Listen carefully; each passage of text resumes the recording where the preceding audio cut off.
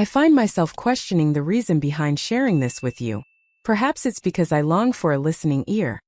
An individual unfamiliar with my story. Someone who will offer no judgment. I am known as Sarah. I am in my 42nd year of life. I have spent 17 years in the bonds of marriage. I have 2 teenagers who seem to be far more captivated by their phones than by my presence. I reside in a tranquil suburban home, where the backyard is perpetually tidy yet carries an air of emptiness. On the surface, my life appears to be fine, imperfect, uninspiring. Very well then. Each dawn I rise before the rest of the world stirs. I brew a cup of coffee. I empty the dishwasher. I prepare lunches that go unappreciated by all. My husband, Mark, occupies his seat at the table, his eyes glued to the screen as he scrolls through emails, offering nods in response to my words, as if he's only partially engaged in our conversation. And I beam with joy. I consistently wear a smile, because that is the role of a devoted partner. I believe he isn't a bad man. He toils diligently, he supports us, he has never caused me pain. Yet, as time passed, the man who once cradled my face in his hands and whispered that I was his entire universe vanished. Or perhaps I vanished into thin air. I find myself in a state of uncertainty. On certain evenings, I find myself beside him, sensing as though I am a specter. He's present, yet it feels as though he's looking right through me. Have you ever experienced the sensation of being unseen within the very fabric of your existence? As if you're embodying a character crafted by another's imagination? Are you disappearing? It was one of those serene afternoons when it occurred. The children had ventured outside. My daughter was visiting her friend, while my son was busy with basketball practice. Mark was off on yet another work trip, the sort where he finds himself at a conference hotel, calling me late into the night only to declare he's too tired to talk. The rain fell steadily from the sky, the gentle drizzle that envelopes the world in a hush, amplifying the stillness around us. I recall the moment by the window, cradling a cup of tea that held no appeal for me, simply gazing into the distance, contemplating the void while embracing the universe in its entirety. And then, I caught wind of it. A gentle rap echoed through the stillness of the room. Initially, I believed it was merely a delivery. Yet, as I pried it open, the air escaped me. It was indeed him. Michael. Have you ever experienced that rush of emotions upon encountering someone you believed was lost to time? Someone who was a part of another era? It feels as though time bends and intertwines, creating layers upon layers of existence. The atmosphere surrounding you transforms.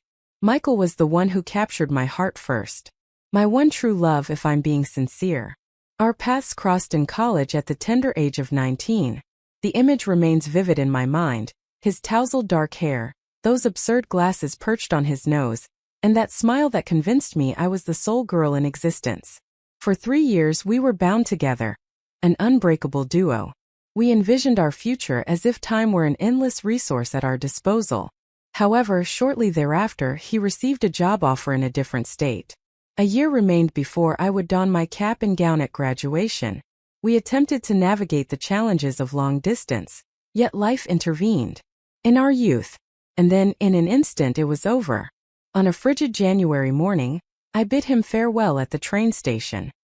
He pressed his lips to mine, vowing that one day we would navigate our way back to each other. Yet that day never arrived. Up to this moment, I simply remained there gazing at him. He met the gaze with unwavering intensity. 2 decades had slipped by. He certainly appeared older. His hair was interwoven with strands of gray. His jawline cut through the air with a striking sharpness, while his shoulders exuded a commanding breadth. Yet those eyes remained unchanged. "Sarah," he uttered. "Only my name." And I promise my knees nearly buckled beneath me. Words failed me. My heart raced with such intensity that I was convinced he could hear it echoing in the silence. He smiled gently, as if uncertain whether it was the right thing to do. I've returned to town." His voice resonated with a deeper timbre, yet retained its warmth.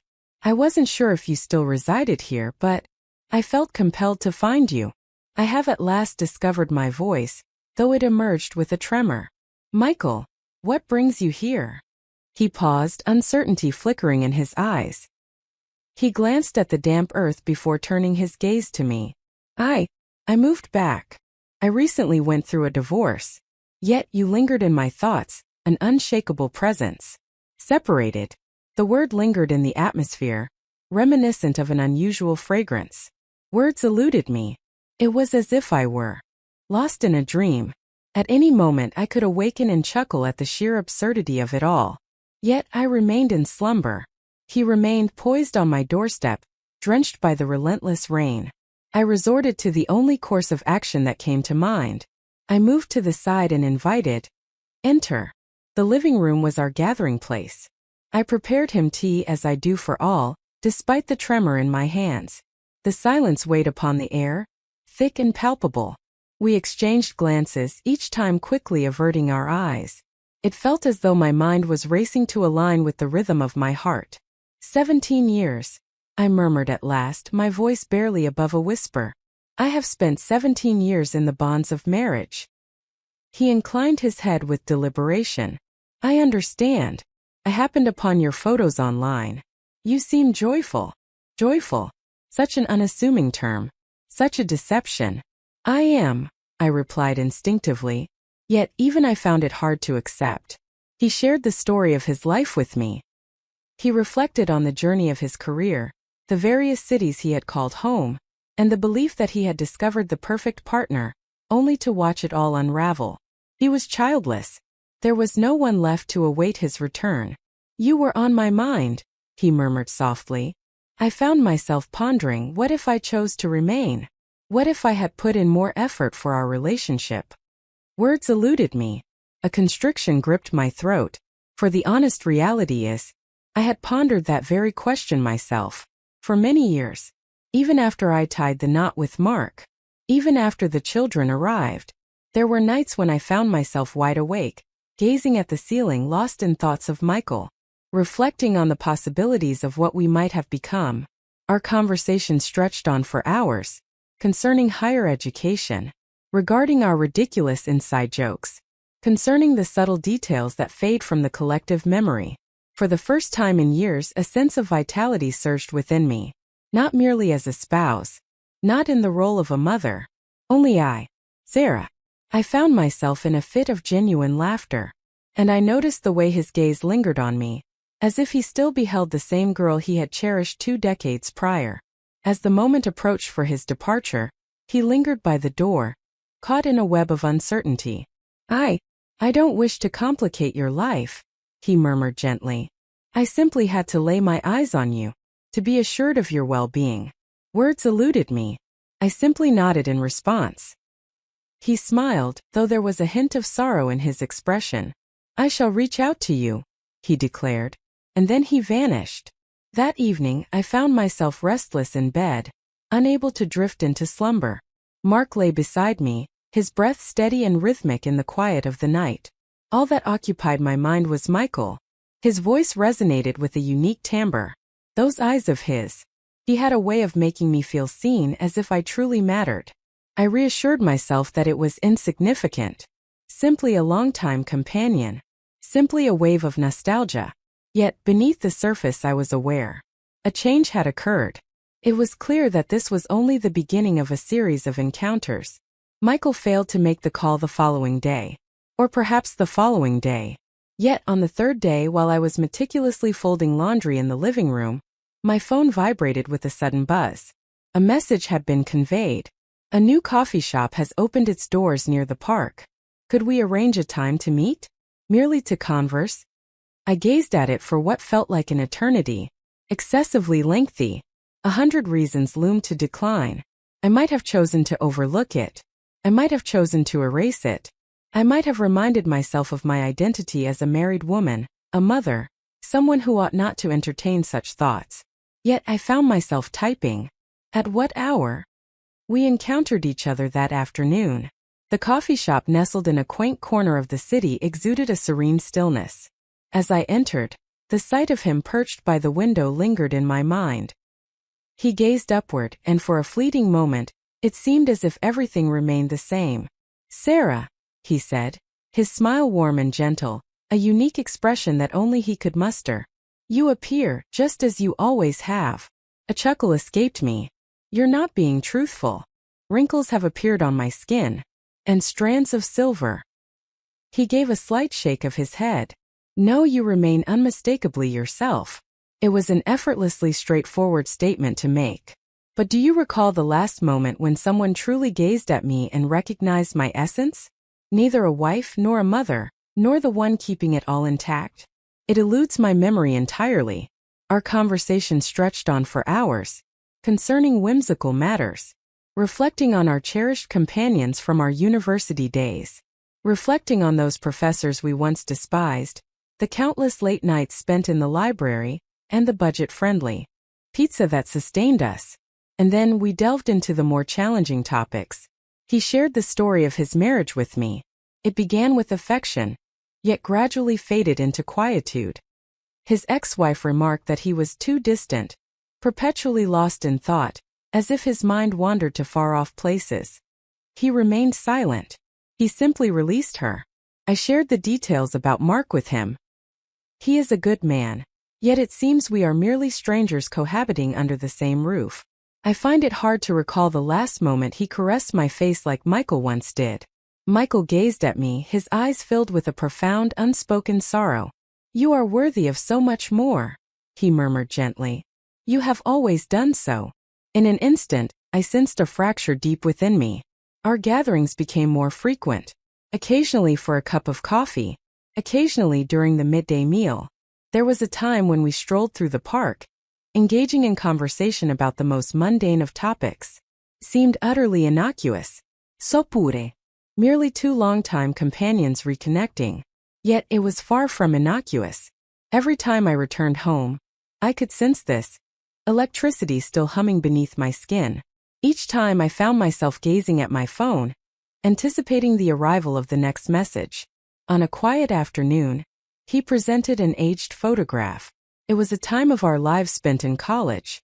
Perched atop his shoulders at the music festival, I laughed freely, as if the weight of the world had vanished. I discovered it during the unpacking process, he remarked. Behold you. You were so unburdened in those days. I gazed at the photograph for what felt like an eternity, for he was indeed correct. I found myself unbound. I was radiant, vibrant, brimming with optimism, and I came to understand just how much of that girl had faded away over the years. I miss her, I murmured, the words slipping out before I could catch them.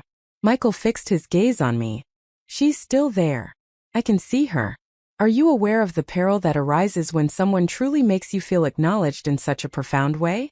When your entire existence has been defined by routine, obligation, and silent sacrifices, and then, out of the blue, someone appears to awaken the echoes of your former self. He began to inhabit my dreams. Not in a tangible manner, at least not at this moment.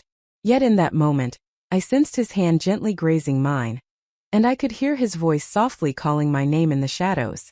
It felt as though my consciousness had divided into two distinct existences. The moment I found myself as Mark's wife, and the moment when I was still Michael's girl. One day, following our coffee, he kindly offered to take me home. The rain had returned once more. The gentle, unceasing drizzle that envelopes the world in a cocoon of intimacy and stillness. We lingered in his car, parked just outside my home. Neither of us stirred. Silence enveloped us. The silence hung heavily in the air, laden with all that remained unsaid between us. Michael's fingers tightened around the steering wheel. His jaw clenched, as if he were suppressing a hidden emotion. He then faced me, his voice barely above a whisper. Sarah, do you ever ponder how different things might have been if I had chosen to stay? My heart froze in that moment. I took a deep breath. Each day, I murmured. He shut his eyes, as if the revelation both pained and mended him simultaneously. Yet he refrained from making contact. I refrained from making any contact with him. I opened the door, stepped into the rain, and returned to a life that suddenly seemed too confined. That evening, slumber eluded me. Mark lay beside me, his soft snores filling the quiet space. Silence enveloped the house. Yet my thoughts were a cacophony. My mind wandered to the depths of Michael's eyes. The manner in which he uttered my name. The rhythm of my heart shifted in his presence. For the first time in years, I found myself smiling in the darkness. Weeks slipped seamlessly into the passage of days. In the quiet hours of the night, while Mark lay in slumber, we exchanged messages. Only small details. Melodies that once captured our hearts. Passages from the literature we explored together during our college years. Transcended the physical realm. Not at this moment. Yet, it held a certain closeness. Excessively personal. There were moments when I found myself pouring out an unfiltered truth, only to erase it before it could see the light of day. Yet, there were moments when I chose not to erase it. Nor did he. On a quiet afternoon, a message from him arrived in my inbox. "You occupy my thoughts endlessly." I gazed at it for what felt like an eternity. My fingers lingered just above the screen. And then, I responded. "I find myself unable to cease as well." In that instant, clarity struck me. It was more than mere coffee. It transcended mere nostalgia. A stirring was beginning within me. Something I believed to be long gone. I found myself uncertain about whether I truly wished to bring it to a halt. It was a Thursday, a day like any other, yet somehow distinct in its own right. It lingers in my mind, for it was meant to be just another day like any other. The children were at school. Mark was, as ever, off on yet another business trip. The entire house was mine all to myself. The rain had returned once more. Not a gentle mist this time, but a persistent, unyielding downpour that obscured the view beyond my window. A rain that envelopes you in a moment where time seems to stand still. As I lounged on the couch, a book lay open in my lap, though my attention drifted elsewhere, when suddenly my phone vibrated with a buzz. "Michael, I'm close by. May I have the pleasure of your company?" My gaze lingered on the screen, time slipping away unnoticed. My heart raced with anticipation. I might have chosen to decline. I might have mentioned that I was occupied. I had the opportunity to choose the right path. However, in contrast, me? Indeed. After 20 minutes had passed, a knock echoed through my door. I opened it, and there he stood before me. Michael. Amidst the downpour. His hair clung to his forehead, his jacket adorned with glistening raindrops. He appeared weary, unfiltered, as if he had been deprived of rest for countless nights. "Hello," he murmured, his tone soft, tinged with uncertainty. In that instant, the clamor within my mind fell silent. "Hello," I murmured in response. I moved to the side. He entered the room. We lingered in the living room, our gazes locked in silent exchange. The stillness weighed down like a thick fog. It was not the kind that made one feel uncomfortable. It was the sort that resonates complete. It felt as if a multitude of words lingered in the atmosphere, poised on the brink of expression. His gaze darted to my hands, void of adornment, save for the glint of my wedding ring. He released a slow breath. "Sarah, this isn't right." Yet he left the sentence hanging in the air. I can't quite recall who made the initial move. Perhaps it was he. Perhaps the fault lies with me. Perhaps it was the two of us, drawn together by an irresistible force we could no longer resist. All I can say is, in an instant he appeared right before me. So near that I could sense the warmth of his breath. So near that I could discern the delicate specks of green within his brown eyes. His hand lifted, paused for the briefest moment, then glided softly against my cheek. It caressed me with a softness that sent a delightful shiver down my spine. And then he pressed his lips against mine. The kiss unfolded slowly, savoring each moment. It was neither awkward nor hurried. The pace was languid, gentle, brimming with the countless years we had let slip away. As his lips met mine, a spark within me flared to life. It transcended mere desire. It was more than mere solitude. It was acknowledgement. As if my body held on to the memory of him. As if my very essence had called him back to me. I ought to have put an end to it. I ought to have stepped back. Yet I refrained. In that instant I was no longer a wife. I had not yet embraced the role of a mother. I was no longer the woman drifting aimlessly through her own existence. I was merely Sarah, the girl who once poured all her love into this man.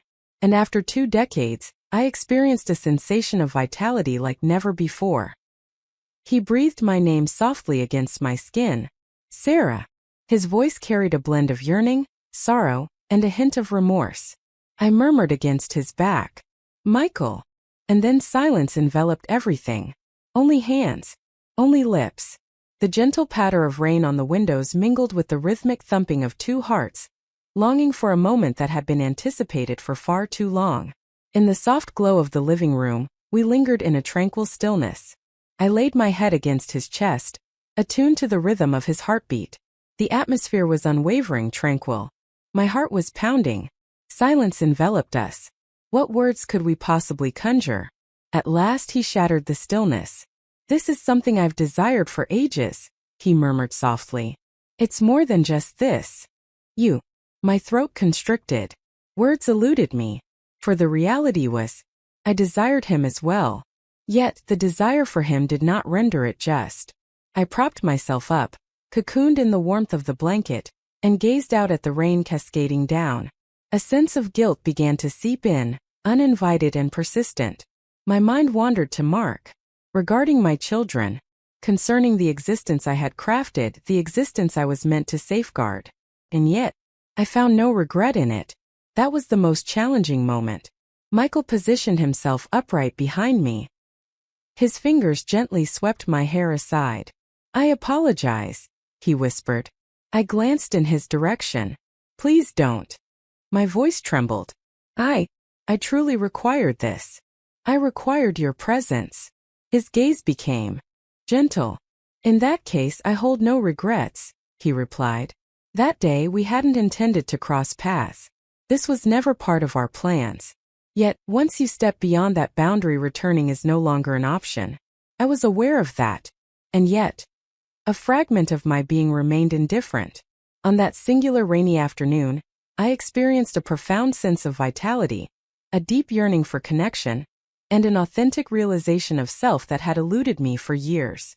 As the moment arrived for him to depart, he pressed a soft kiss to my forehead, reminiscent of the tender gestures from our college days. "I shall reach out to you," he murmured, and then he vanished. As I settled into the couch, the rhythmic patter of rain filled the air, enveloping me in solitude. And for the first time I understood. This wasn't merely a past affection resurfacing. A tempest had arrived. I found myself deeply immersed in it already. Rest eluded me that night. Not out of fear. Not due to any sense of shame. Yet, I found myself unable to cease the endless replaying of it. The sensation of his lips brushing against mine. His hands traced every contour of me, as if no time had slipped away.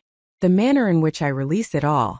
I lingered on the edge of the bed as the sky shifted to a soft pale gray. My gaze fixed on the wedding ring that adorned my finger. It remained unwavering, continuing to radiate. It remains burdensome. I kept it on while I was with him, and that, in some inexplicable way, only deepened the anguish. Upon Mark's return the following day, he pressed a familiar kiss to my cheek, just as he always does. "Hello, my dear. How did everything go?" he inquired, his gaze drifting elsewhere. "Very well," I replied. My voice remained steady. My hands remained steady. And just like that, I found myself returning to the existence he believed I was leading. The evening meal awaits. Plates and bowls. Assisting the children with their assignments. Finding humor in the perfect instances. From the exterior, everything appeared unchanged. Yet within, all things had transpired. I reassured myself that it would only happen this one time. It was an error, a fleeting lapse in strength. Yet the reality? It felt intentional, as if every choice led to this moment. It was as if I had just emerged from the depths, gasping for air after a long suffocating silence of 17 years. That night I received a text from Michael. "Is everything all right?" I gazed at the message, lost in thought for what felt like an eternity. Was I truly? I responded, taking my time. "I'm uncertain." A moment of silence lingered in the air. At last his response arrived. "You occupy my thoughts endlessly." My heart tightened. For the same reason, I found myself unable to do so as well. Time flowed on. I endeavored to immerse myself in the daily grind, sorting laundry, shopping for groceries, attending parent-teacher conferences. I offered a smile to Mark.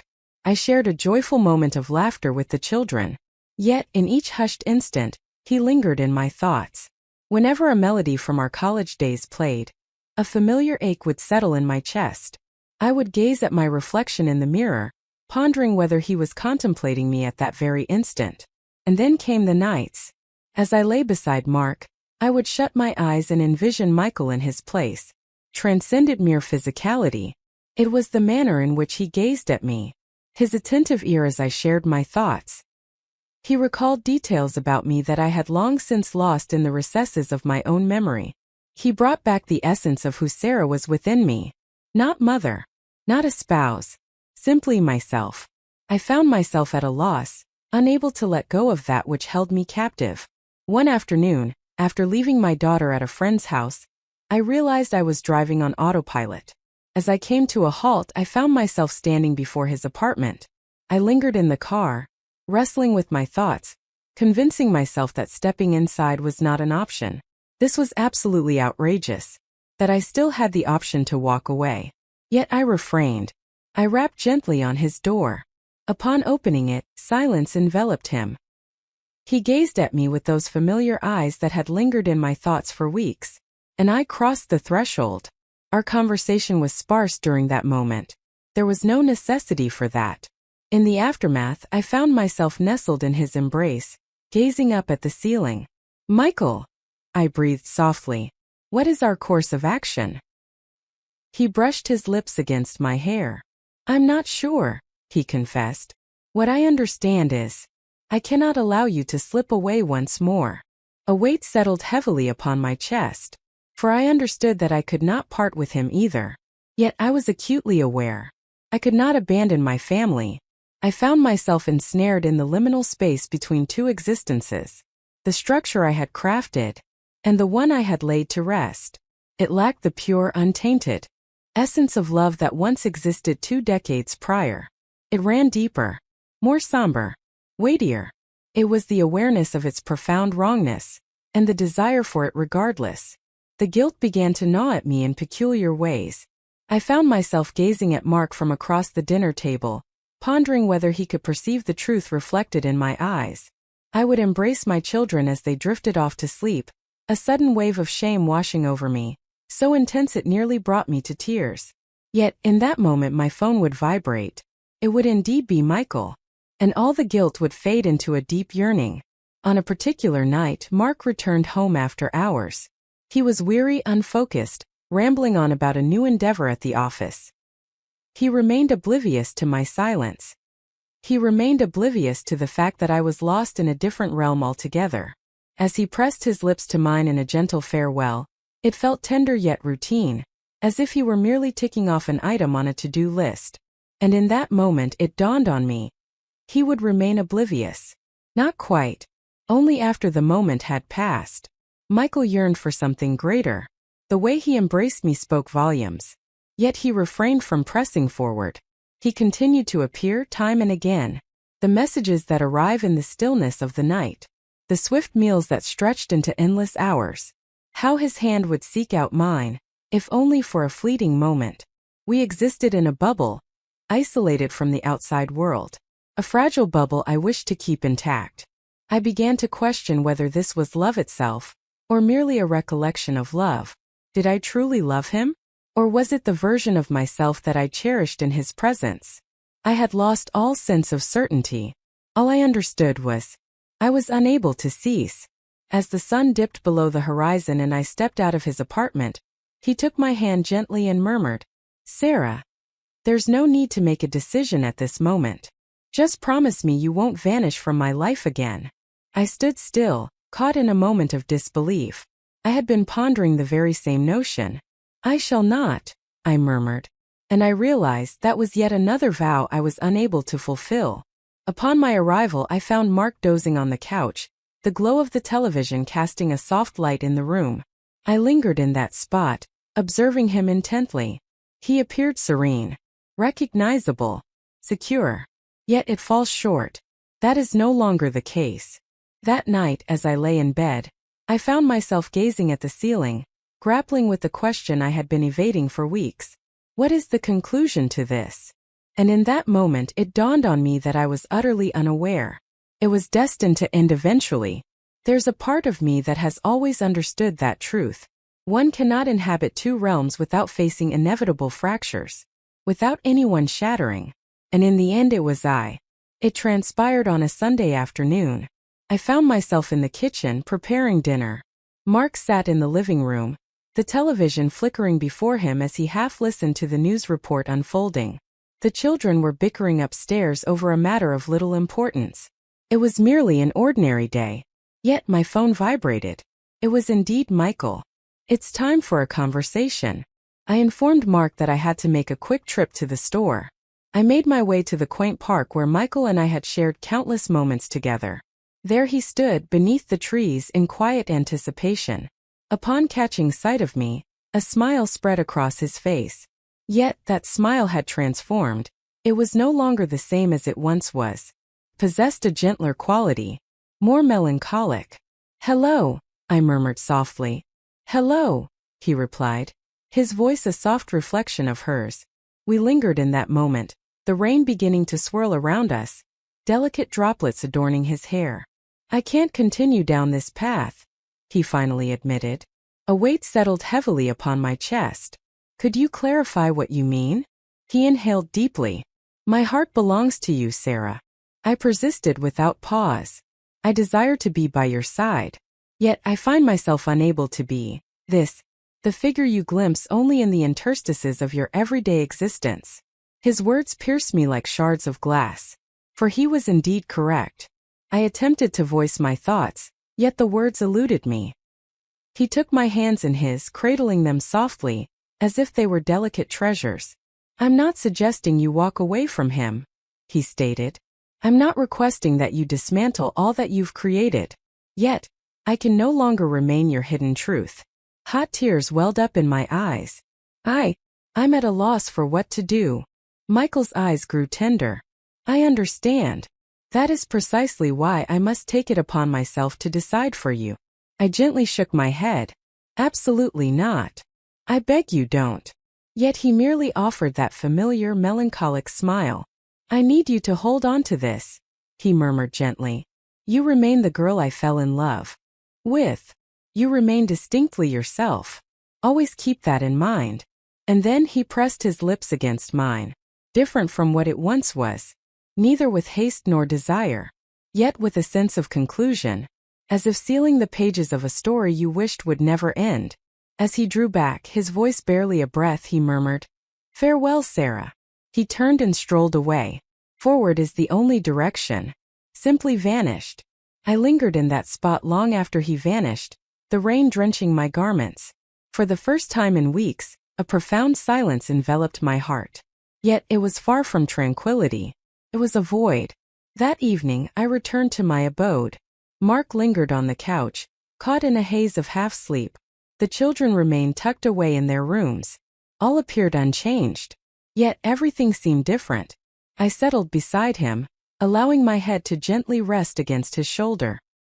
He shifted a bit, pressed his lips to the crown of my head and murmured, "Long day." "Indeed," I murmured. And that was the end of it all. None were aware.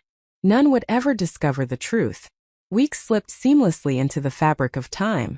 Time stretched on, transforming weeks into months. Michael failed to make the call. He failed to send a message. He fulfilled his vow.